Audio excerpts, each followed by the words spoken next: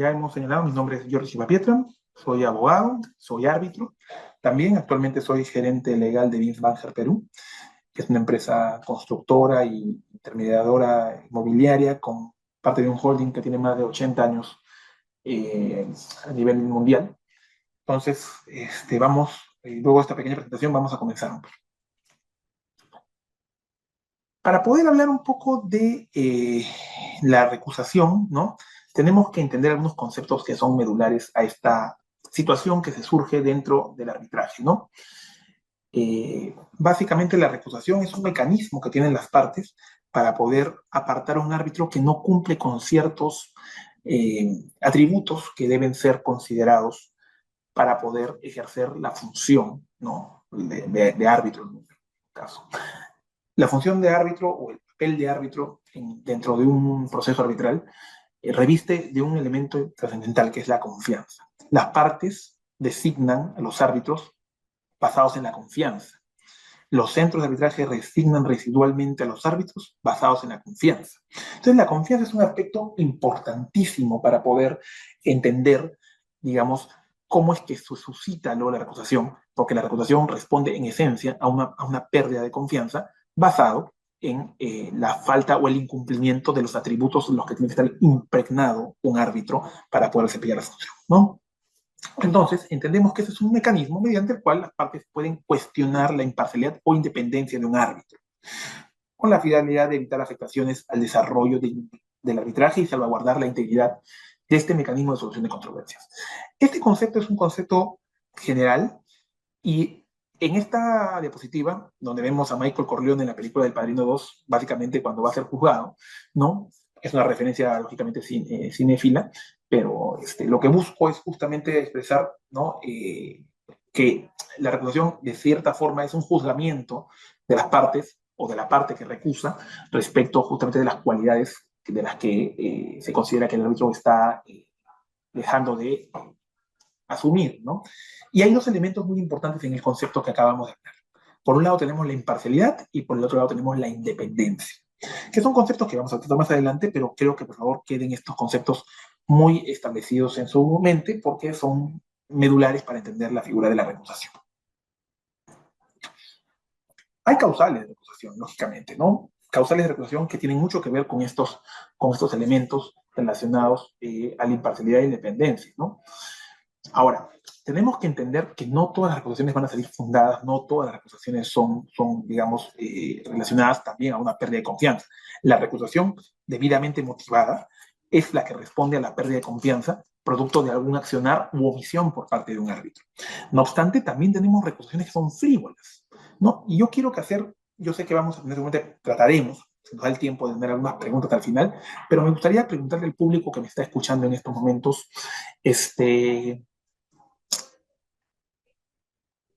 un poco qué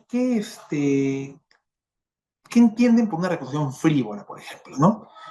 O si yo pregunto, si, no sé, por ejemplo, yo cuelgo una foto en Facebook o en Instagram con un amigo, ¿no? En el año 2026, ¿no? Y en el año 2000, o sea, digamos, hay una relación más que de amistad, una relación, digamos, de camaradería. Pongámoslo así, no de amistad. Y en el año 2028 compartimos un tribunal arbitral. ¿Esa foto necesariamente representa un conflicto de interés, una vulneración a la imparcialidad e independencia? Me gustaría escuchar a los participantes a ver si alguno tiene algún comentario al respecto. ¿Alguien se anima?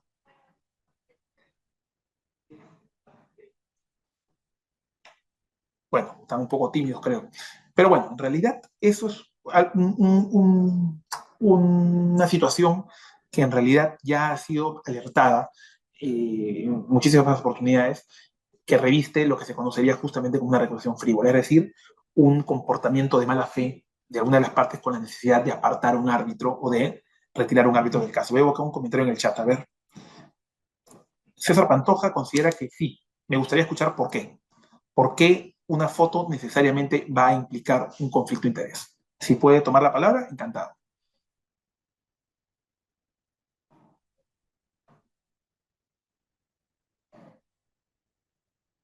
Yo Bueno, considero que sí, doctor, porque en este caso se aprecia un vínculo de amistad y por lo tanto sí afectaría de este modo a la otra parte involucrada. pero como dije hace un rato, en realidad más que un vínculo de amistad sería una camaradería. Una foto realmente representa un conflicto de interés. Porque, digamos, por ejemplo, doy un ejemplo, ¿no? La comunidad arbitral y bueno, la comunidad jurídica mucha gente se conoce, ¿no? El hecho de que, y vemos muchos árbitros que arbitran entre ellos y no solamente tienen una relación de camaradería, sino una relación de amistad. Necesariamente eso enerva una foto, enerva necesariamente digamos, una amistad. O doy otro ejemplo incluso más claro. ¿Qué pasa si yo comparto con una persona, ni siquiera es mi amigo, una ponencia y me toman una foto en una mesa donde estamos dando una conferencia? Y 2 años después me recusan porque salimos en una misma foto en la que estamos dando una conferencia. ¿Eso es un conflicto de interés?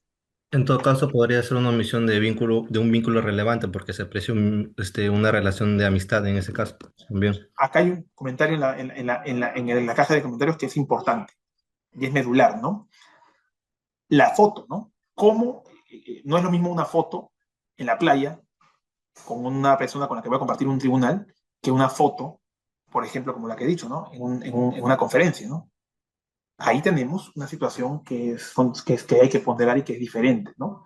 Entonces, una foto, por lo menos para las cortes de arbitraje, que son las que resuelven esencialmente las recusaciones dentro del marco del arbitraje, tanto incluso en el arbitraje ad hoc, ¿no? Porque muchas veces cuando se da una recusación en el arbitraje ad hoc, no solamente institucional, se solicita a una cámara que resuelva, a una corte de arbitraje, a un consejo de arbitraje que resuelva la recusación. Entonces, lógicamente, la foto, hay comentarios acá, veo en la caja de comentarios cruzados, ¿no? Personas que están de acuerdo con que la foto puede significar un conflicto de interés y personas que lógicamente dicen que no necesariamente lo es, ¿no? No, la foto efectivamente puede ser un indicio de un conflicto de interés, podría ser un conflicto de interés, pero tampoco necesariamente lo es. De manera que hay que ponderar lógicamente el contexto. El contexto es muy importante. Como bien ha señalado la señorita Mariela en uno de los comentarios, hay que ver si la foto es casual, que eventualmente pueda connotar un vínculo de amistad, o si es una foto de índole profesional, ¿no? O si, por ejemplo, nos tomaron una foto para la revista Cosas, ¿no? Que es una revista social. Nos juntaron una foto, estábamos ahí juntos, nos juntaron una foto, pero no nos conocemos. ¿Eso necesariamente es un conflicto de interés? Bueno, son cuestiones que se tienen que poner al momento de plantear una recusación. Pero lo cierto es que las recusaciones en general tienen que ser motivadas, señores. La motivación, como en todo aspecto de la defensa en un arbitraje, no solamente ahora que estamos hablando de recusación, sino al momento de presentar escritos postulatorios, ¿no? Al momento de los árbitros emitir su laudo, al momento de presentar algún tipo de escrito, tiene que estar debidamente motivado, ¿no? ¿No? Tenemos que contar con digamos, un marco que tenga sustento. Entonces, no se trata de recusar por recusar, porque esto también implica un comportamiento de mala fe dentro del arbitraje, o lo que se conoce también en la práctica arbitral como guerra de guerrillas, ¿no? Que es básicamente dilación o petardear, como se dice criollamente, el proceso, con escritos dilatorios, con recusaciones frívolas, con documentos que lo que buscan es dilatar y alargar el arbitraje, que lógicamente atenta contra un principio medular del arbitraje, que es la celeridad, ¿no? Porque tenemos a un árbitro que va a tener que estar resolviendo sobre escritos que no buscan que el proceso camine, ¿no? Sino que el proceso se dilate, ¿no? Y eso lógicamente no es lo que realmente significa o representa el espíritu del arbitraje en el Perú y en general como mecanismo alternativo de solución de controversias, ¿no? ¿No? Entonces, dentro de las causales de reclusión, también pues, estamos hablando de los conflictos de interés que pues, pueden ser de índole económico, personal, profesional, entre otros, ¿no? Entonces, esto va de la mano con lo que acabamos de mencionar un poco, ¿no? Y vamos a ver. Esta es una diapositiva que yo he denominado la bodeguita arbitral. ¿Por qué digo que es la bodeguita arbitral? ¿Por qué? Porque las partes son usuarios del arbitraje. Y las partes acuden a un árbitro. Este árbitro vendría a ser el bodeguero. O sea, las partes acuden a la bodega. Y cuando nosotros acudimos a una bodega, esperamos que la bodega esté surtida de ciertas cosas que esperamos que existan, que haya en la bodega para poder consumir esas cosas. Y este bodeguero nos tiene que suministrar de ciertas cosas que tenemos, pues, que estamos esperando conseguir, ¿no? En una bodega, ¿no? Nosotros no vamos a ir donde un árbitro que no tenga las cualidades o los conocimientos. Por ejemplo, si yo tengo un arbitraje en contratación pública, yo estoy esperando que el árbitro tenga lo mínimo que yo estoy esperando que tenga las especializaciones necesarias para poder arbitrar en contratación pública, son en arbitraje, derecho administrativo y contrataciones del Estado, ¿no? Pero si voy a una bodega que está misia y que veo que no tiene nada, lógicamente ese árbitro no va a ser, no, yo me voy a ir, ¿no? Porque ese árbitro no va a satisfacer lo que yo estoy pidiendo como usuario, ¿no? Como consumidor del arbitraje. Entonces, hay algunos atributos que nosotros como usuarios esperamos de los árbitros dentro de esta bodeguita o de esta bodega arbitral, ¿no? Por ejemplo, bueno, que tenemos a las partes y el árbitro, como hemos mencionado, ¿no? El árbitro suministra estos productos que estamos esperando nosotros como partes para poder satisfacer nuestras necesidades jurídicas dentro del marco de un arbitraje. ¿Qué esperamos? Imparcialidad. Como dijimos, ¿qué se entiende por imparcialidad? Básicamente es un atributo que tiene que tener el árbitro o los árbitros de no estar, digamos, inclinados ni para un lado ni para el otro, sino estar en el centro y escuchar los argumentos de las partes para efectos de poder tomar una decisión motivada, jurídica, o sea, en el marco del derecho, ¿no? Pero sin ningún tipo de inclinación hacia un lado o el otro. Estar siempre en el centro. Y esto no es esto cuando digo en el centro no es un atributo que reviste al árbitro único, al presidente del tribunal arbitral, reviste a los árbitros que han sido designados por las partes. Por eso el término árbitro de parte es un término o sea, equivocado, esencialmente, conceptualmente equivocado. Un árbitro de parte no existe. Lo que existe es un árbitro designado por las partes. Y ese árbitro que es designado por la parte demandante y por la parte demandada, si así lo establece el convenio arbitral, porque claro, hay muchas combinaciones para hacer o construir un tribunal arbitral, no se deben a la parte, porque la parte que lo designa, el árbitro que es designado por una parte no actúa como abogado de la parte, actúa como un tercero decisor que tiene que ser, por un lado, imparcial, pero por el otro lado también tiene que ser independiente. ¿Y a qué nos referimos en el marco de la independencia? La independencia, normalmente hay una línea muy delgada entre estos conceptos, ¿no? Mucha gente los mimetiza y piensan que es un mismo término que digamos que se interrelaciona, que efectivamente se interrelaciona, pero que digamos, van casi mimetizados. Pero en realidad la independencia tiene que ver con el hecho de que el árbitro no tenga una subordinación a la parte que lo designó. Es decir, que no tenga un interés subalterno, que no sea un trabajador de la empresa de la parte, ¿no? Por ejemplo, ¿no? O sea, que no sea un abogado o un asesor externo de la parte, ¿no? Que no sea su cliente, ¿no? La parte que lo designa, ¿no?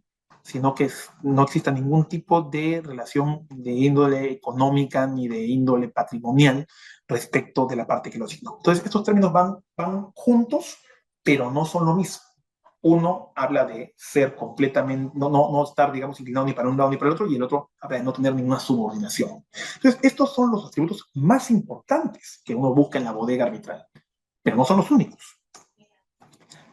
Uno espera que un árbitro tenga conocimiento. ¿Y a qué me refiero con esto? El arbitraje, a diferencia del proceso judicial, se caracteriza en cierta medida por la especialidad en las materias. Tenemos distintos tipos de arbitraje: arbitraje en contratación pública, tenemos arbitraje comercial, nacional e internacional, arbitraje de inversión, arbitraje deportivo, arbitraje societario, arbitraje testamentario, ¿no? Tenemos arbitraje también laboral, arbitraje, digamos, de consumo. Hay una serie de tipologías en el arbitraje o de especialidades que lo que buscan es que el árbitro designado tenga conocimiento, lógicamente, ¿no? Porque finalmente el arbitraje es adjetivo, no es sustantivo. El arbitraje es instrumental. El arbitraje es lo que es conducción procesal.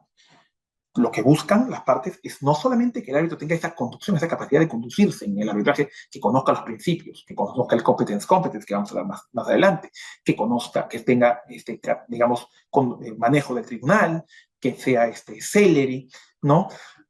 ¿No? Que responda al principio de autonomía de la voluntad de las partes, que son principios que impregnan el arbitraje. Pero aparte de eso, las partes esperan que tenga conocimiento del fondo de la materia.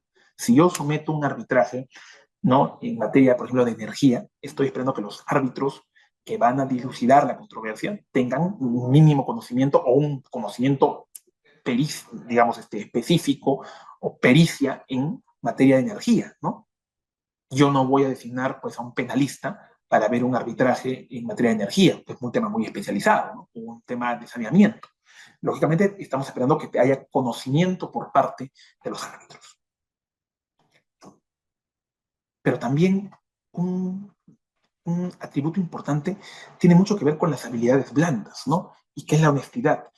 Y esto es trascendental, porque hemos visto en los últimos años al arbitraje manchado, ¿no? Una institución que inicialmente estaba concebida, ¿no? O percibida, más que concebida, como un eh, mecanismo cuasi inmaculado, ¿no? Donde los profesionales que actuaban en el arbitraje eran gente proba, gente destacada, gente notable. Lo hemos visto manchado por actos de corrupción. Son Vox Populi conocimientos todos los famosos casos digamos, de los casos Orellana, los casos de Odebrecht, ¿no? Son casos que son públicamente conocidos y que han traído, digamos, por un lado, también cacería de brujas, hay que decirlo, contra algunos árbitros que probablemente no tienen ningún tipo de responsabilidad, pero también ha levantado la corrupción que existe en el arbitraje y no podemos callar eso, porque existe. De manera que también estamos esperando que dentro del marco del arbitraje tengamos honestidad, tengamos principios, tengamos valores, ¿no? El árbitro, que esta honestidad va atada a la imparcialidad e independencia, porque finalmente una falta a la ética o a la moral, a la honestidad, tiene un impacto directo en la imparcialidad y la independencia. Un árbitro que, digamos, está subordinado a los intereses de una de las partes es un árbitro deshonesto y está impactando directamente al principio de independencia, ¿no? O un árbitro que ya de por sí viene con una opinión o con un sesgo mental. Digamos, previo a escuchar a las partes, también está teniendo pues un conflicto interno que tiene un impacto directo en la imparcialidad y es una falta de honestidad en el sentido también estricto de la expresión. De manera que estamos esperando que los árbitros sean honestos, sean probos. Pero también buscamos objetividad. Los árbitros cuando están, digamos, en un proceso arbitral y tienen una causa digamos, bajo su poder de decisión, tienen que circunscribirse a lo que existe en el expediente y a lo que las partes van a argumentar y probar. Un árbitro tiene que enfocarse en escuchar a las partes, atender los medios probatorios, los distintos medios probatorios que las partes pueden ofrecer, porque ustedes saben que hay múltiples medios probatorios, ¿no? Tenemos declaraciones de testigos, tenemos documentos, tenemos peritajes, tenemos inspecciones oculares, tenemos una serie de documentos y ahí es donde las partes van a tener la oportunidad de generar ese impacto mental en el árbitro para poder lograr el objetivo de poder ganar la causa. Entonces, ese impacto mental tiene que generarse en el marco del proceso y dentro de lo que obra en el expediente. De manera que el árbitro no puede utilizar criterios subjetivos, no puede tener, digamos, animadversiones a la parte y tiene que tener además de la oportunidad de un comportamiento probo y respetuoso con las partes en el marco del proceso, ¿no? No puede faltarles el respeto, no puede insultarlos, no puede tener comportamientos que atenten, digamos, contra la dignidad de las partes y sobre todo tiene que, nuevamente, estar enfocado en lo que ponen en su conocimiento, tanto a nivel escrito como a nivel oral. Y sobre la base de ello es que tiene que laudar. No va a laudar sobre elementos exógenos que no tienen absolutamente nada que ver con el expediente. Entonces, eso tiene que ver mucho también, pues, con el buen desempeño del árbitro y lo que esperamos las partes de un tercero decisor dentro de esta bodega arbitral que hemos puesto como ejemplo, ¿no? Flexibilidad. Ese es otro principio, es un principio interesante, el principio de flexibilidad, porque el principio de flexibilidad es un principio medular que impregna el arbitraje y que, por ejemplo, no lo encontramos dentro del proceso ordinario, ¿no? Ustedes saben que los plazos procesales a nivel judicial son preclusivos, ¿no? Es decir, si me venció un plazo para presentar una demanda, morí. Pero en el arbitraje existe la posibilidad, a criterio de los árbitros y, lógicamente, con un correcto manejo en consulta a las partes, de aplicar el principio de flexibilidad. Doy un ejemplo. Yo presento mi demanda con un día de retraso, ¿no? Los árbitros van a poder ponderar, ¿no? Si admiten o no esta demanda, pero ese principio de flexibilidad implica, lógicamente, que haya una igualdad de trato, ¿no? Con lo que se conoce como trato justo e igualitario dentro del arbitraje, y que ese día extra, si yo se lo voy a conceder al demandante, se lo voy a tener que conceder al demandado para que conteste la demanda o reconvenga si correcto. Lógicamente, tiene que estar debidamente motivada la decisión de aplicar el principio de flexibilidad, porque también es un riesgo que si se otorga este plazo sin ninguna motivación, es decir, la parte demandante presentó su demanda fuera de plazo porque, no sé, hubo un cortocircuito en la ciudad, ¿no? Que impidió que pudiera presentar el plazo por la mesa de parte virtual, ¿no? Por el escrito por la mesa de parte virtual, el escrito de demanda. Hay una circunstancia, un hecho completamente imprevisible que, que, que digamos, llama a poder aplicar este principio de flexibilidad. Pero si la parte demandante se le pasó el plazo porque fue negligente, ¿no? Lógicamente, es un aspecto que va a tener que ponderar el árbitro o el tribunal arbitral para efecto de ver si admiten o no admiten. Y de admitirla bajo esta negligencia, la parte demandada va a estar habilitada, lógicamente, para poder no habiéndose ello considerado que se haya hecho valer sus derechos o haya habido una vulneración al debido proceso, y luego, al momento de que se laude, iniciar un proceso judicial de anulación del laudo, un recurso de anulación del laudo que probablemente va a tener un resultado positivo para la parte que inicie esta anulación, y lo que va a ocurrir es que el arbitraje, el laudo se va a anular y va a tener que retrotraerse al foro arbitral para que el árbitro tenga que volver al laudo. Y lógicamente una anulación del laudo es una mancha en el expediente de un árbitro a lo que ningún árbitro se quiere exponer, ¿no? Celeridad. Le hemos hablado ya hace un ratito de esto, la celeridad es la rapidez, ¿no? Buscamos que un arbitraje, las actuaciones sean rápidas, que no sea dilatado, a diferencia del proceso judicial. El arbitraje está impregnado, es un principio también que es transversal al arbitraje, ¿no? Las actuaciones tienen que ser rápidas, ser en las partes, digamos, depositan no solamente confianza, sino además el arbitraje por naturaleza suele ser mucho más oneroso que un proceso judicial. Por eso que el arbitraje como mecanismo de solución de controversias está pensado para grandes controversias. Y ahí ustedes, muchos de los que están escuchando, que no son la mayoría, son abogados, entenderán que los abogados tenemos, si es que vamos a ejercer una defensa en un arbitraje, tenemos el deber de ser honestos con nuestros clientes. Y cuando estructuramos contratos, no recomendar, por ejemplo, poner una cláusula arbitral en un contrato de arrendamiento de un inmueble pequeño, ¿no? Una renta pequeña, porque yo he visto en mi práctica arbitrajes donde se está demandando una renta, ¿no? Pequeña en vía arbitral, porque se pactó un convenio arbitral en el contrato de arrendamiento y luego lo que hace esto es que, no sé, mi arrendatario me debía 2 meses de renta, ¿no? Entonces lo demando en arbitraje y mi cláusula arbitral dice eh, el arbitraje será mediante un tribunal arbitral en tal centro de arbitraje y los gastos administrativos y los honorarios del árbitro terminan siendo tan caros que al final, como se dice escribidamente, la planchada me sale más cara que la camisa y termino llevando un arbitraje digamos, a mi cliente por una cuantía que digamos, no corresponde ser llevada a arbitraje. Por eso históricamente el arbitraje que nace, ¿no? Del tráfico comercial en la Edad Media, lo que se conoce como la lex mercatoria, ¿no? Es un mecanismo que estaba concebido para las grandes transacciones comerciales y así fue históricamente evolucionando. Entonces es importante ser honestos en cómo establecemos una cláusula arbitral en un contrato, ¿no? Pero regresando un poco al tema de la celeridad, buscamos celeridad en el arbitraje, no buscamos irnos digamos, a judicializar, por así decir, el proceso con dilaciones, con plazos muy largos, entonces ahí lógicamente existe también pues una causal de apartamiento de reputación, ¿no? Si el árbitro no es diligente, si el árbitro no es rápido, si el árbitro estanca el proceso y no se debe a las partes y no atiende el proceso y no atiende al secretario arbitral y no atiende las comunicaciones que las partes ponen los requisitos de celeridad, lógicamente el árbitro no está cumpliendo con un deber de idoneidad para poder ejercer la función. Y eso va a decantar que una de las partes lo recuse o pida su apartamiento. Y la disponibilidad, que va de la mano con lo que estoy diciendo, la disponibilidad. Cuando los árbitros aceptamos o digamos somos designados, sea por una parte o sea por el centro de manera residual, suscribimos normalmente documentos en los que declaramos que estamos disponibles. ¿Qué significa disponibilidad? Significa que tengo el tiempo para poder dedicarle el proceso. Es decir, si yo tengo una carga, digamos, laboral monumental y me llega un arbitraje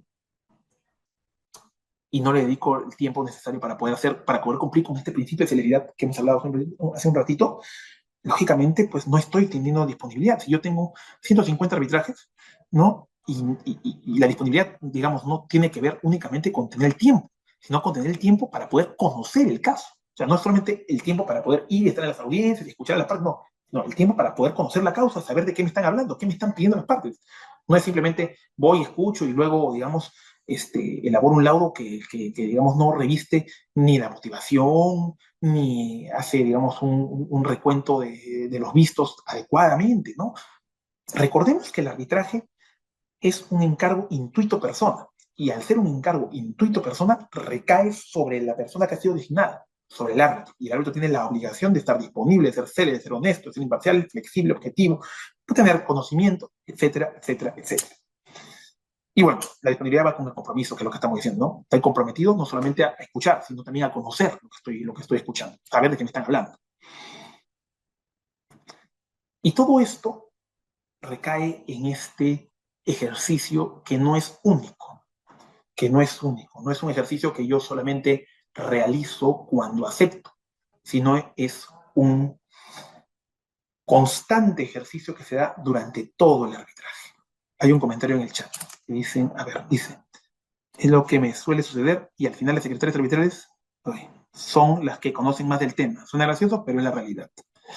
No, los secretarios arbitrales, y yo he sido secretario arbitral, yo inicié mi camino en el arbitraje como secretario arbitral de la Cámara de Comercio de Lima, que me parece que es la mejor escuela en arbitraje para poder aprender sobre el proceso arbitral, y me ha pasado, he visto cosas insólitas, ¿no? Con árbitros, ¿no? Les puedo contar una anécdota, ¿no? Una vez me pasó que mandé un proyecto de resolución a un tribunal arbitral y el presidente respondió copiando a otros árbitros de otro tribunal arbitral del cual también era presidente, y los árbitros de ese tribunal arbitral dijeron conforme, lo que demostraba que ni siquiera habían abierto el documento, ¿no? Entonces, es importante estar comprometido con lo que uno ve, con lo que uno hace, con lo que uno acepta, ¿no? ¿No? Y hay que destacar la labor de los secretarios arbitrales, que no son agentes dentro del arbitraje que están regulados. Ustedes saben que los secretarios arbitrales, en general, por ahí hay alguna guía, de repente en la ICC, que habla un poco sobre los secretarios, pero en general los secretarios arbitrales no tienen son entes o sujetos dentro del arbitraje que no tienen ningún tipo de responsabilidad, ¿no? Y hay que ser claros en esto. Los secretarios arbitrales asisten a los árbitros, pero la responsabilidad sobre la decisión y sobre la conducción del proceso no recae en el secretario, recae en los árbitros. Los árbitros son los responsables. Si el secretario arbitral contó mal un plazo y el tribunal dijo conforme, sí, el secretario no fue diligente, pero la responsabilidad recae en el árbitro, no recae en el secretario, porque el árbitro tiene un deber de debida diligencia de si mi secretario arbitral no contó bien un plazo, o presumo que no contó bien un plazo, o contó un plazo simplemente, yo tengo el deber de poder de contar también ese plazo y corroborar la información que me están remitiendo. Y si para eso tengo que de repente tener a alguien que me ayude con eso, de repente puedo tener, pero yo no puedo trasladarle la responsabilidad al secretario arbitral. Pero regresando al tema del deber de revelación, ese es un principio, o más que un principio, es un ejercicio constante, como dije. Mario Castillo Freire, en una frase muy acertada, dijo en algún momento, la revelación purifica al árbitro. La revelación purifica al árbitro. Y eso es un mantra, ¿no? Una verdad absoluta, ¿no? Que hay que considerar, ¿no? La revelación purifica al árbitro. Entonces, el deber de revelación no es solamente cuando yo acepto, ¿no? El deber de revelación busca garantizar, ¿no?, que el árbitro actúe con independencia y parcialidad y con todos los elementos que hemos hablado en la bodeguita arbitral durante el desarrollo del arbitraje, no a la aceptación. Entonces, yo tengo que estar revelando constantemente cualquier hecho que se suscite dentro del arbitraje. ¿Qué pasa si se apersona al proceso un abogado de una de las partes con las que yo tengo digamos, comparto un tribunal? Yo tengo que revelarlo en ese momento. Tengo que revelar el abogado tal, sea personal del proceso, debo revelar que con este abogado yo comparto el tribunal en el que las partes no son las mismas, pero ocurre esto. Tengo que revelarlo. Si yo lo revelo, las partes van a tener tranquilidad de que yo estoy poniendo en su conocimiento un hecho que podría, a criterio de las partes, digamos, vulnerar la imparcialidad e independencia. Pero si yo lo estoy revelando, demuestro buena fe y las partes pueden dispensarme, si es que obviamente el tema no es muy grosero, no es grosero, para digamos la aclaración, dispensarme de ello y continuar adelante. Pero lógicamente si yo oculto información, si yo no revelo, si yo soy negligente, no es que he tenido mala fe, pero soy negligente y no he puesto en conocimiento de las partes un hecho que debería haber revelado, lógicamente doy pie a una recusación, ¿no? Y en esos casos, y hay centros de arbitraje que ahora lo están haciendo también, yo no estoy tan de acuerdo con esta práctica, pero hay centros de arbitraje que lo están haciendo también, que se recusa un árbitro, a veces de manera frívola, el árbitro renuncia y aún así resuelven la recusación. Yo creo que si el árbitro se está apartando, el tema debe quedar ahí, ¿no? Pero claro, hay centros de arbitraje que ya han iniciado una cacería de brujas, por así decirlo, y ya no solamente aceptan las renuncias, sino resuelven la recusación y la pueden declarar incluso fundada. Y cuando declaran una recusación fundada, lógicamente eso es una mancha en el expediente de un árbitro, ¿no? Entonces, ahora, si el árbitro se aferra a la silla y dice no voy a renunciar a sabiendas que estoy en error, ya obviamente eso es una locura, ¿no? ¿No? Pero es importante decirlo, ¿no? El árbitro, digamos, la revelación lo que va a permitir es mantener la neutralidad, mantener las manos sobre la mesa, ser completa y absolutamente transparente frente a las partes, ¿no? Que es a la quienes los árbitros no cedemos. Pero tenemos algunas directrices, ¿no? Algunas directrices dentro del marco del derecho blando. Hay un comentario en el chat, a ver, vamos a leerlo también. Estimado doctor, creo que es necesario poder recurrir a herramientas que regulen y traten del tema de la reputación. Es decir, para autoridades públicas, ya que el OCE o la OS dispuso de forma expresa escenarios o situaciones que pueden llevar a reputación. Por otro lado, en el arbitraje comercial tenemos herramientas como las reglas de la IVA. Efectivamente, a lo que estamos entrando, las directrices de la IVA, ¿no? Tenemos distintas directrices de la IVA, ¿no? Las directrices de la IVA sobre práctica de pruebas, ¿no? Pero hoy vamos a hablar sobre las de conflicto de intereses, que es la que nos interesa para efectos de lo que estamos hablando hoy, ¿no? Estas directrices de la IVA no son, digamos, de obligatorio cumplimiento, salvo que estas hayan sido pactadas, ¿no? Por las partes, son lo que se conoce como el soft law, el derecho blando. Hay muchas herramientas que sirven para una mejor conducción en el arbitraje, en lo que es derecho blando. Las más conocidas son, por ejemplo, las directrices de la IVA, ¿no? Que como dije, tenemos varias, ¿no? Pero tenemos otros tipos de directrices, ¿no? Por ejemplo, están las reglas de Praga, que se pusieron muy de moda antes de la pandemia, ¿no? Ahora un poco han pasado al olvido, pero también son directrices de derecho blando. O durante la pandemia también surgieron, por ejemplo, el protocolo de seguro sobre conducción de audiencias electrónicas, que fue muy importante para una mejor conducción dentro del marco de la virtualidad, que al final terminó convirtiéndose en una regla y ya no en la excepción, porque se acordarán muchos de ustedes que antes la regla eran las audiencias presenciales, ahora las reglas no bien son las audiencias virtuales, y eso ha traído, será materia de alguna otra ponencia en algún futuro, beneficios, creo yo, porque ha democratizado el arbitraje de cierta forma. Antes, cuando teníamos audiencias presenciales, había que establecer un lugar físico y, lógicamente, también si digamos, el universo de designación era más limitado porque normalmente las partes designaban usualmente a árbitros nacionales. Pero ahora con la virtualidad podemos designar árbitros internacionales sin tener que correr con los costos de traslado, alojamiento y viáticos que correspondían para hacer que un árbitro especializado de otro país se traslade al Perú. Ahora podemos tener audiencias donde una parte esté en Buenos Aires, otro esté en Lima, un árbitro esté en París, otro en Tokio y uno en Nueva York. Y todos, digamos, sincronizados a una hora, tener una audiencia. Y eso es algo que ha democratizado el arbitraje. Hay otro comentario en el chat. ¿Aplica a todos los tipos de arbitraje? Esta pregunta no me queda muy clara. ¿A qué se refieren? ¿A las normas, a las reglas de la IVA?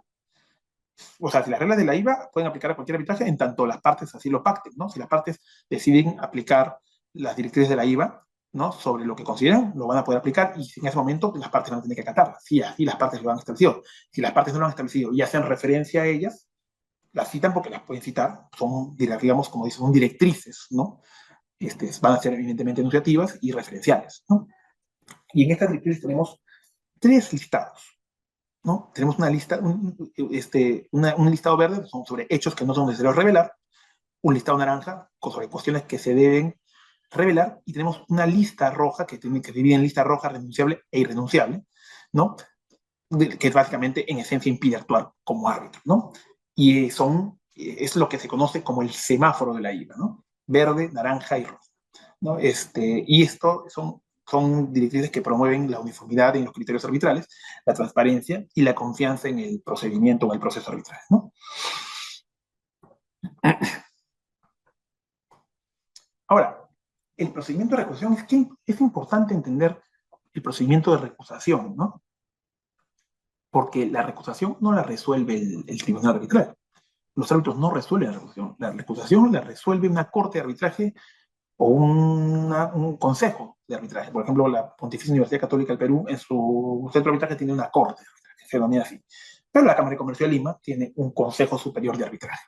Entonces son distintas denominaciones, pero en esencia actúan de manera similar. Y normalmente, en esencia, es el organismo superior distinto a la Secretaría Arbitral que resuelve las recusaciones, que hace las designaciones residuales, ¿no? Entre otras, digamos, labores que realiza. Sin perjuicio de ello, como dije al inicio, en el arbitraje ad hoc, ustedes se preguntarán, pero si yo recuso un árbitro en un arbitraje ad hoc, ¿quién lo resuelve? Normalmente en esos casos la parte recusante solicita, ¿no? En el marco del decreto legislativo 1071, que es la ley que norma el arbitraje en el Perú, que una corte de arbitraje resuelva la acusación y le paga exclusivamente para resolver la recusación, ¿no? Entonces, ¿cómo es el procedimiento? Presento mi recusación por una causal motivada, debidamente motivada, ante la Corte de Arbitraje o ante el Consejo Superior de Arbitraje de un centro en particular.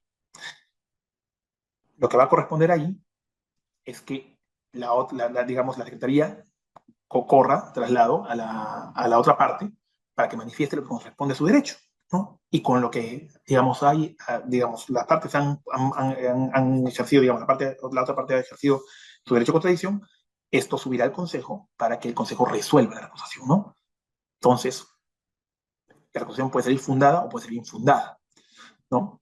Si la recusación sale fundada, inmediatamente el árbitro tiene que ser removido del proceso y, lógicamente, la parte que designó ese árbitro tendrá digamos, un plazo para poder designar un árbitro sustituto. Si estamos hablando frente a de un árbitro único, por ejemplo, ¿no? Digamos, las partes nunca se ponen de acuerdo para designar un árbitro único, normalmente lo designan los centros. Tendrá cuando se designa el árbitro único, siempre hay un accesitario. Normalmente se designa un árbitro principal y luego hay un accesitario que asumiría en caso de la acusación sea fundada. Si fuera el presidente del tribunal arbitral y el convenio arbitral establecía que los árbitros designaban al presidente, los árbitros tendrán nuevamente que designar un presidente. Pero claro, hay otras combinaciones. Puede haber que las partes designen al presidente, que el consejo designe al presidente, en fin, distintas combinaciones que hay, ¿no? Después, dicen aquí, doctor, ¿qué sucede cuando existe una recusación cruzada entre coárbitros? ¿Se refiere a que recusan a los dos árbitros? ¿Se refiere a eso? Quiero entender si la pregunta es así, si recusan a los dos árbitros. Bueno, lo mismo, ¿no? Si hay una recusación cruzada, ¿no? Las partes van a tener derecho a contradicción y van a tener que también, digamos, presentar escritos cruzados respecto de la recusación que hizo una parte respecto de un árbitro y la otra parte respecto del otro árbitro. Esa información subirá al Consejo y el Consejo verá si por un lado declara fundada la recusación de uno de los árbitros y en el otro caso no, si declara fundada las dos recusaciones y los árbitros tienen que apartar, o si declara infundadas las dos recusaciones y los árbitros se mantienen ejerciendo la función arbitral.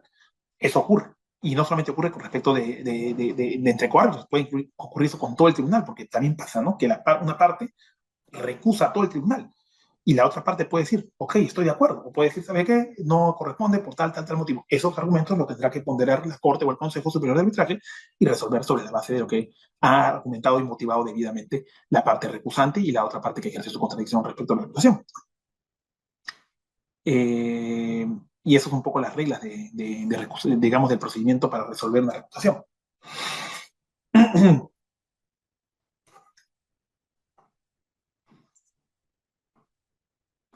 Ahora vamos a hablar un poco del principio competence, que también es algo que nos trae a colación en esta exposición. Este es un principio sumamente importante del arbitraje porque es un principio en que establece que los árbitros van a tener la potestad de pronunciarse sobre su propia competencia cuando las partes han cuestionado la competencia del árbitro, sea por un tema formal, ¿no? Que se suscita, ¿no? En el arbitraje, ¿no? Cuestionan no sé, la validez del convenio arbitral, por ejemplo, ¿no? O plantean una excepción, ¿no? ¿Qué ocurre se plantea una excepción? Sucede en el arbitraje lo que se conoce como una bifurcación del arbitraje. ¿Qué significa que hay una bifurcación en el arbitraje? Que el arbitraje se va a partir en dos. Entonces vamos a tomar un primer camino, a la izquierda y luego otro a la derecha. Este camino a la izquierda, que se abre producto de la excepción que se ha planteado, ¿no? No, pues puede ser una excepción de incompetencia, ¿no? En fin, la excepción que decide plantear la parte, lo que va a suscitar es que el tribunal arbitral, bajo el principio competence, se tenga que pronunciar sobre su propia competencia. Y lo que va a ocurrir aquí es que el tribunal, al bifurcarse, va a emitir lo que se conoce como un laudo de jurisdicción. ¿Qué es un laudo de jurisdicción? Es un laudo donde básicamente el tribunal arbitral va a sustentar, o el árbitro único va a sustentar su permanencia en el proceso en función a su propia competencia, es decir, a este principio competence. Lo que va a ocurrir aquí es que ese laudo va a tener, el árbitro o el tribunal va a tener que decir, ok, analizando lo que las partes han presentado respecto de la excepción que se ha planteado, yo tengo que verificar si soy competente para entrar a dilucidar el fondo de la controversia, o si por un tema formal yo me tengo que inhibir y declararme incompetente, y en ese momento el arbitraje se termina mediante un laudo de jurisdicción, ¿no? Entonces, esto es interesante porque lo que va a acarrear, digamos, el cuestionamiento de la competencia del árbitro es que el tribunal o el árbitro único no pueda tener la capacidad de pronunciarse sobre el fondo de la materia. Y si la excepción sale a declarar fundada, el arbitraje simplemente va a tener un pronunciamiento de forma respecto de lo que se ha discutido con relación a la excepción y no respecto de lo que la parte demandante está, digamos, sometiendo a controversia. Entonces es un principio sumamente interesante, porque yo sí he tenido la oportunidad de ver en algún momento tanto laudos, cuando fui secretario arbitral sobre todo, tanto laudos en los que el tribunal se inhibió y se declaró incompetente y cerró el caso, como laudos donde el tribunal se declara competente, continúa adelante, sigue, se pronuncia sobre el fondo, e incluso el arbitraje luego se va a anulación y la anulación digamos, no procede y el arbitraje queda, la decisión, el laudo arbitral queda firme. Entonces, ese es un principio que también es sumamente relevante en el marco del arbitraje, como los principios que hemos hablado, de imparcialidad e independencia, ¿no? De celeridad, ¿no? De flexibilidad, entre otros, y que es digamos, de observancia obligatoria para todos aquellos que están queriendo aprender o meterse en el mundo del arbitraje, ¿no? Ahora, tenemos dos dimensiones en el marco del competence, ¿no? Tenemos una primera que es una dimensión positiva, ¿no? Que es la que hemos estado hablando ahorita, ¿no? Que supone que el tribunal arbitral va a poder pronunciarse sobre su propia competencia, ¿no? Incluyendo la posibilidad de determinar si es válido el alcance del convenio arbitral, ¿no? Entonces ahí va a resolver el tribunal arbitral respecto, mediante el laudo de jurisdicción que hemos estado hablando hace unos minutos, y que va a establecer si es que el propio árbitro se considera competente para dilucidar el fondo o si se considera competente y cerrar el tema. Pero también hay una dimensión negativa, ¿no? Es en la que el árbitro difiere el tema, ¿no? De la competencia, sigue adelante, ¿no? Y esto luego pasa al Poder Judicial mediante un recurso de anulación porque el árbitro siguió adelante siendo incompetente. Ahora, si un árbitro sigue adelante siendo manifiestamente incompetente, lógicamente el arbitraje va a continuar, va a haber seguramente una decisión, y luego con la decisión, la parte que considera vulnerar su derecho va a poder someter a un recurso de anulación del laudo, y lo más probable es que este recurso de anulación sea declarado fundado, con lo cual el arbitraje se va a tener que retrotraer, este árbitro se va a tener que apartar, y va a tener que digamos, verse el tema probablemente desde el inicio, ¿no? Del arbitraje, ¿no? Porque ustedes recordarán que la recusación, o mejor dicho, la anulación retrotrae el arbitraje hasta el momento de cometido el vicio, ¿no? Puede ser un vicio que se dio al momento de emitir el laudo, pero en este caso va a ser un vicio de forma que se da desde la competencia de un árbitro, y esto normalmente retrotrae el asunto hasta el inicio del arbitraje, ¿no? Cuando tendría que digamos, reactivarse el proceso desde el inicio, ¿no? Eso es un poco lo que tengo que decir yo esta noche sobre la reconocimiento del árbitro de competence. Creo que todavía tenemos algo de tiempo para algunas breves preguntas. ¿ya? Entonces, yo estoy a entera disposición para un par de preguntas que se puedan hacer en el marco de esa exposición. Lógicamente, si es que desea alguien estas diapositivas, yo voy a dejar mi correo en la caja de comentarios por si alguien desea, digamos, solicitármelo, escribirme y pedírmelas, ¿no? Entonces, antes de cualquier pregunta voy a dejar el correo, porque, eh, por si alguien, como digo, quiere escribirme o desea, tiene alguna pregunta fuera de esta exposición, o si simplemente desean las diapositivas. Así que bueno, los escucho. Si hay algún comentario, alguna intervención, alguna pregunta, alguna anécdota que quieran contar respecto a su experiencia o respecto a algún asunto adicional en el marco de, digamos, las reputaciones, el principio de competence, o simplemente sobre el arbitraje en general. Adelante.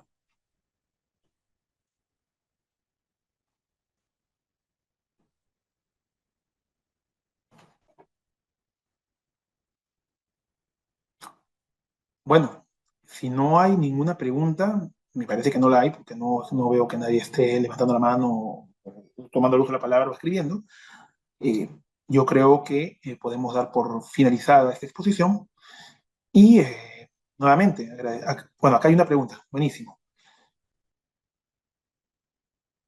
Sí, claro, por supuesto, señor Chambergo, es un mecanismo que, o sea, es un arma de doble filo, ¿no? Y es un arma poderosa que debe ser utilizada con responsabilidad.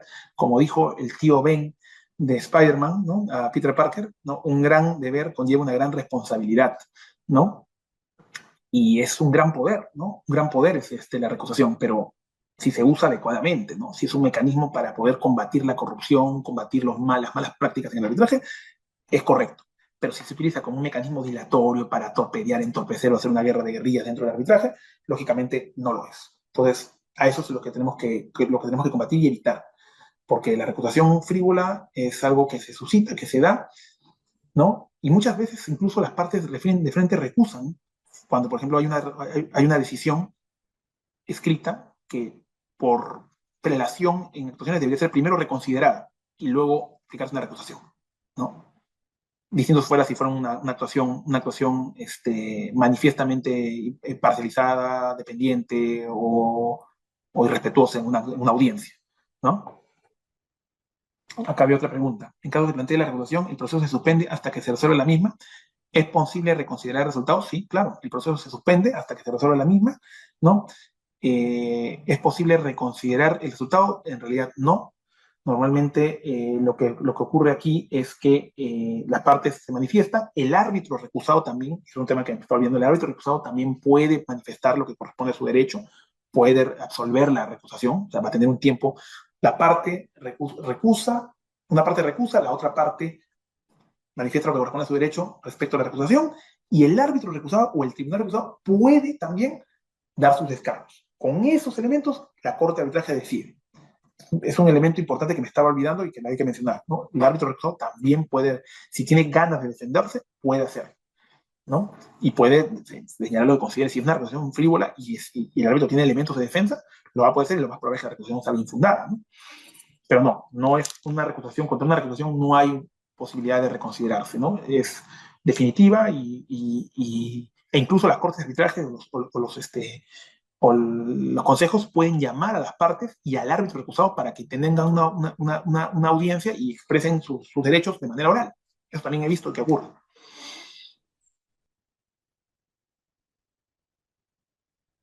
Acá hay otras tres preguntas a ver.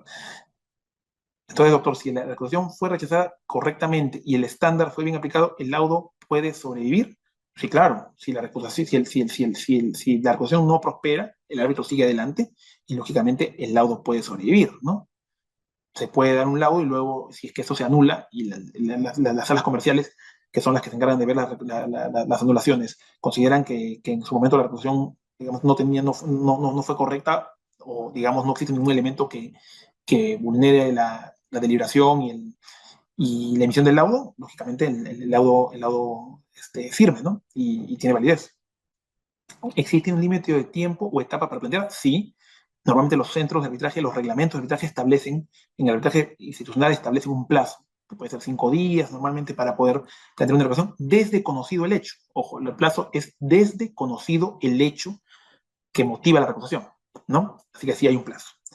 Dice, en Ecuador se anuló un laudo arbitral porque el presidente del tribunal ya había emitido una opinión en un caso similar, pero esa opinión se basaba netamente en las circunstancias del caso. ¿Qué nos podría comentar en su experiencia al respecto?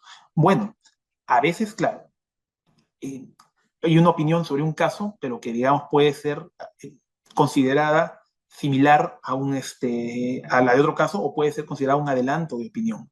Pasa, por ejemplo, que muchos árbitros escriben artículos y sientan una opinión sobre un tema, un artículo. Estamos dando un ejemplo, digamos, para poder ilustrar lo que usted pregunta. Y luego una parte dice, este árbitro en tal artículo o en tal exposición señaló tal cosa, ¿no? Y acá está actuando como árbitro donde esta posición, digamos, puede significar un adelanto de opinión y lo recusa. Probablemente la recusación ahí pueda ser válida y lo más probable es que el árbitro renuncie, ¿no? Y en este caso también podría pasar que si bien un árbitro, digamos, emitió una opinión sobre un tema en particular, esa opinión pueda ser tomada como un adelanto de opinión, ¿no? Y si el laudo se anuló, debe ser porque la Corte, digamos, en Ecuador, o sea, la instancia que ve las anulaciones, determinó efectivamente que el laudo, digamos, que podía existir una duda de opinión. Ahora, hay que tomar con pinzas también, porque ustedes saben que, al menos en el Perú, los laudos no deben ser anulados por defectos, digamos, las salas comerciales no pueden pronunciarse digamos, sobre la motivación. Sin embargo, claro, hay defectos de motivación que se suscitan y que hacen que las salas comerciales se pronuncien sobre los supuestos de indebida motivación, nula motivación, porque claro, hay laudos que efectivamente pueden llegar a ser una vergüenza, pero es un estándar peligroso ese, ¿no? Yo creo que uno debe respetar la motivación y el carácter jurisdiccional del arbitraje constitucionalmente reconocido, ¿no? Un árbitro que tiene un proceso penal en curso sin sentencia, ¿puede ser recusado? Puede ser recusado, por supuesto, pueden sacarle una carta de recusación y ahí, digamos, entrar a tallar si es que la Corte de Arbitraje, digamos, o el Consejo lo acepta como tal. Y lógicamente lo más probable es que el árbitro, cuando ha hecho en los centros serios, normalmente hay formatos en los que los árbitros tienen que declarar si tienen, digamos, están dentro del sistema de deudores alimenticios, si tienen procesos penales. Ese tipo de declaraciones se hacen normalmente cuando uno asume, digamos, la designación de un arbitraje, ¿no? Entonces, puede darse una recusación, ¿no? Si hay una cláusula arbitral que refiere a un centro de arbitraje, pero se presenta en otro centro del tribunal, puede seguir el procedimiento en centro de arbitraje distinto al consignado por un tema de competence, no debería. O sea, si una cláusula, digamos, la cláusula arbitral, el convenio arbitral está construido sobre un principio básico y el principio más sagrado del arbitraje, que es el principio de autonomía de la voluntad de las partes. Entonces, que es un principio también que motivaría una charla completa, ¿no? Entonces, si las partes establecen que, digamos, el arbitraje se va a llevar en la Cámara de Comercio de Brasilia, ¿no? Y yo lo presento, el arbitraje en la Cámara de Comercio del Puno, ¿no? La Cámara de Comercio del Puno debería inhibirse de administrar ese arbitraje, ¿no? No debería administrar ese arbitraje y debería respetar lo que dice el convenio arbitral. No digo que se lo haga la Cámara de Puno, lógicamente, ¿no? Pero sí hay centros de arbitraje, ¿no? Que se irrogan la administración independientemente de lo que dice el convenio arbitral, ¿no? Se irrogan la administración de un arbitraje no respetando, digamos, lo pactado por las partes y simplemente respondiendo al interés de una parte, que es la parte que inicia el arbitraje y que va a pagar probablemente los gastos administrativos y los horarios del tribunal arbitral. Esos centros de arbitraje no brindan garantías a las partes y esos son los que tenemos que los usuarios del arbitraje tenemos que cuidarnos, ¿no?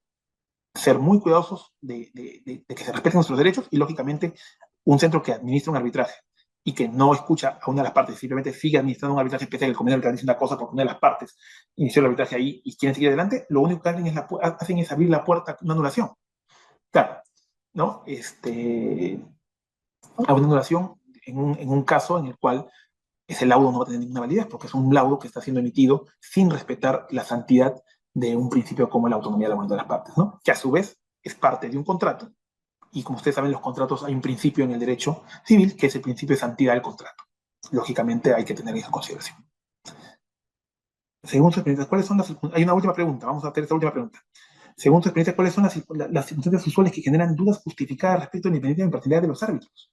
Bueno, hay muchas, ¿no? ¿No? A mí me pasó, voy a contar una anécdota, me pasó alguna vez que yo era abogado de una institución y tuve una audiencia, y en la audiencia estaba yo como abogado de la institución, estaba el abogado de la otra parte, y estaba un tribunal arbitral, y el presidente del tribunal arbitral, al finalizar la audiencia, era un arbitraje que además yo ya lo había agarrado comenzado, y tenía más de 2 años, si no es más tiempo, de comenzado el arbitraje. Más de 2 años de comenzado el arbitraje que había dilatado muchísimo. Y el presidente del tribunal arbitral, al finalizar la audiencia, dijo, por si acaso quiero revelar que con el abogado Perico de los Palotes, que es abogado de la parte tal, comparto, ¿no? He compartido tal y tal tribunal arbitral, ¿no? Y actualmente comparto un tal tribunal arbitral. Pero, oh sorpresa, el abogado que estaba en la audiencia, ¿no? Mejor dicho, el presidente del tribunal arbitral no había revelado eso en anteriores oportunidades. O sea, cuando aceptó el cargo, nunca había revelado que había tenido varios arbitrajes en el pasado, anteriores al inicio del arbitraje, con este abogado.